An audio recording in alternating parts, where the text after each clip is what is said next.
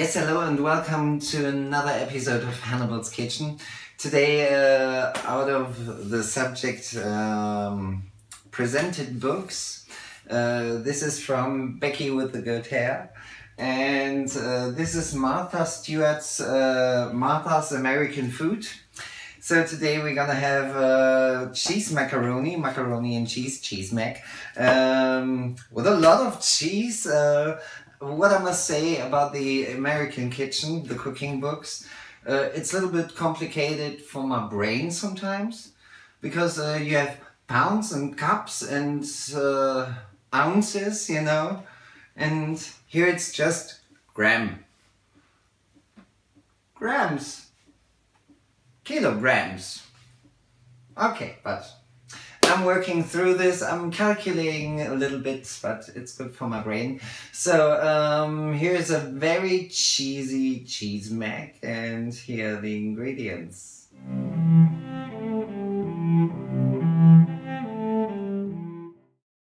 So now don't be scared for the short hair. This is a post-production. Yes. I found a cook on Instagram. Her name is Chefline. And she had a very good idea, and that is adding Guinness beer to the mac and cheese.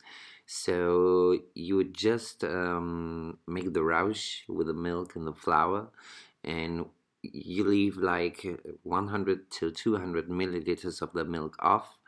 And when it's getting thicker, you're gonna add the Guinness beer and get some unique Guinness taste on that.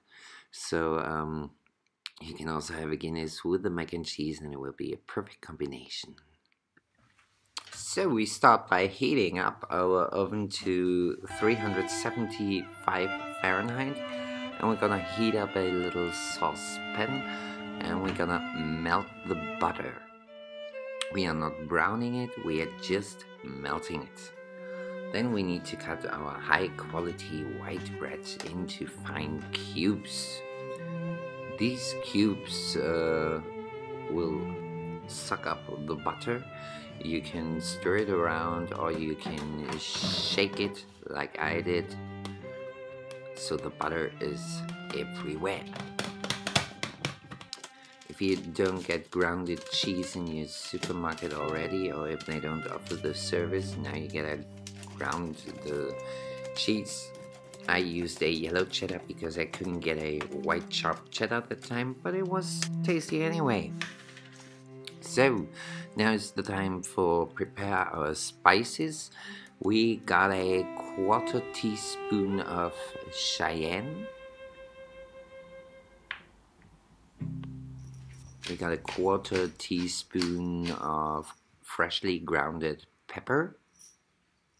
We got 2 teaspoons of coarse salt, and we got a 1/4 teaspoon, okay, it's a little bit more, of freshly grounded nutmeg.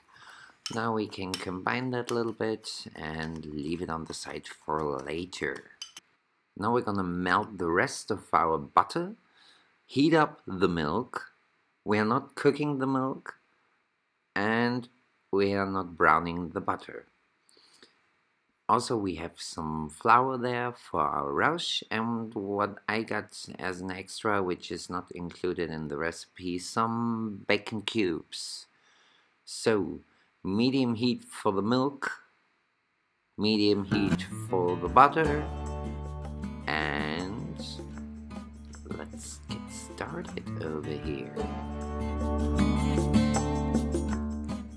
When our bacon cubes are a little browned, we can replace the pan for our cooking water for the pasta. So when butter is melted, we're gonna make our rouge with the flour, and we need to leave it like that for 1 minute and stir it constantly, not let it burn. And then we're gonna start giving the milk bit by bit inside, and stir. Maybe it's getting a little bit clumpy, and you will think, oh my god, it's not getting like I want it, but trust me, it's getting like you want it. First I started doing it a little bit by bit, but then I removed the pan from the heat and I just gave in all the rest of the milk and stirred very long and put it back to heat because I was scared I would mess it up. But look at this beautiful sauce. It looks delicious.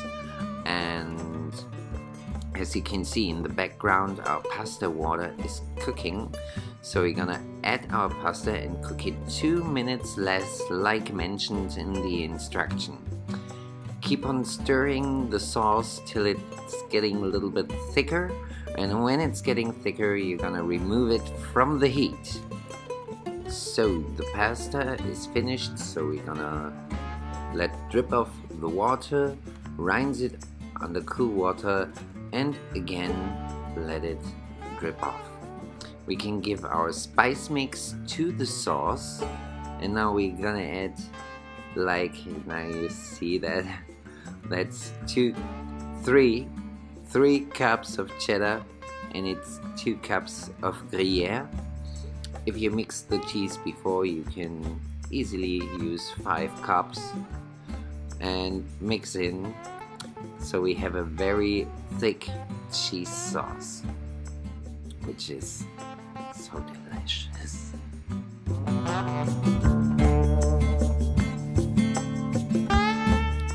Use butter or oil to butter your frying pan. I used oil because I used all my butter on the roast. So there are 2 ways you can mix the pasta with the sauce before, or like I did, combine it inside the pan. I guess it's more easy if you don't have such a big bowl. Here are my bacon cubes, and now I'm gonna combine all of that together, and by that time it already has such a nice smell. Then we're gonna put the rest of our cheese on top, and after that adding the breadcrumbs. I almost forgot them, that's why my cheese looks a little bit melted already, but that doesn't make it any worse. It was so tasty, and breadcrumbs became lovely and crispy on the top. Now put your mac and cheese for at least about 30 minutes in the oven till your breadcrumbs got brown and crispy. If they are not crispy brown, you can turn on the barbecue function. And now look at this lovely mac and cheese. Delicious. Yes, hello and welcome to the table here. Actually, it's my first cheese mac. You know, I had some pasta in the oven, of course, with some cream sauce, but not like that because there is a lot of cheese. I never had these breadcrumbs on the top, and I must say I've tried it, of course, before for the German version, and it's very, very tasty.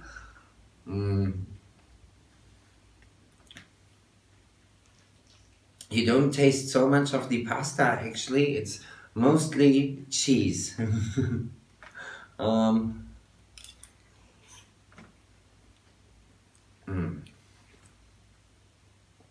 A little touch of bacon inside, and sometimes that crispy bite when you bite on the crispy bread. It's very nice.